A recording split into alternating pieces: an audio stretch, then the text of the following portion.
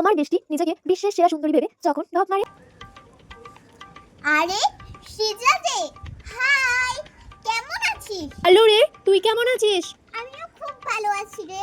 এই দেখ, ওই লাল জামা পরা ছেলেটা আর ওই সবুজ জামা পরা ছেলেটা আসছে না, এই দুজনা না কালকে আমাকে প্রপোজ করেছে জানিস। আবার আমার ফোন নাম্বারও চাইছিল জানিস। আমি বাবা ওদেরকে একদম পাত্তা দিইনি। আমি দিন দিন এত সুন্দর হয়ে যাচ্ছি না, আমাকে যেই দেখছে সেই আমাকে প্রপোজ করে ফেলছে রে। কাল জানিস তো আমি টিউশন পড়ে বাড়ি ফিরছিলাম ক্যাবে করে।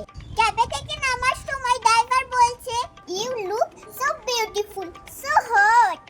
আমার রূপ দেখে না সব ছেলেগুলো একদম পাগল হয়ে যাচ্ছে। এবার থেকে না আমার মুখ চোখ সব ঢেকে বাড়ির বাইরে বেরোতে হবে।